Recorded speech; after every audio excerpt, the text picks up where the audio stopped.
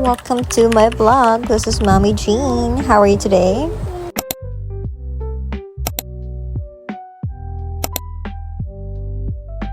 My schedule actually starts at 8 p.m. And it's my first break and I'm so hungry. So, bumili muna ako ng adobo and some rice. Arte? Kanin lang pala tsaka adobo. Diba? Pinaarte pa. Sarap. Sobrang sarap. Kakabalik lang ni Ate Cherry from maternity leave. I'm proud of you and welcome back. Ay, sorry. Nakalimutan ko. Vlog ko pala to.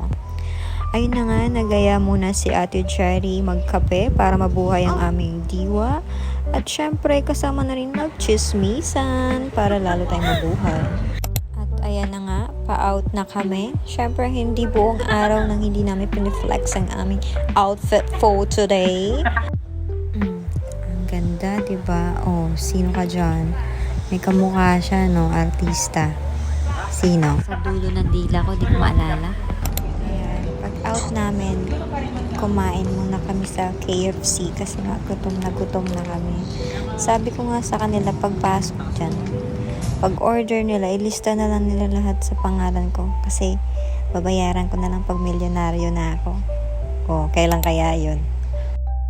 Ayan, yan lang yung in-order namin. Pero ang ganap naming tatlo lagi ay kwentuhan dito, kwentuhan doon. Talambuhay mo, talambuhay ko, talambuhay nating lahat. O, diba? Kwentuhan pa more. Ayan. Sa sobrang kwentuhan, nakalimutan kong i-chat pala yung partner ko. Tsaka yung anak ko, naghihintay na pala, tinahanap ako. Dahil nakalimutan ko nga i-inform, nakakain muna kami. Kala niya patay na ako. Grabe ka naman, buhay pa ako. Kumain lang ako sa office. O, ayan. Ayan yung view namin everyday. Napakasarap sa mata, diba? Refreshing. Flex mo yung paa mo. Uwi na tayo, tama na yan. Tama na yan, uwi na tayo.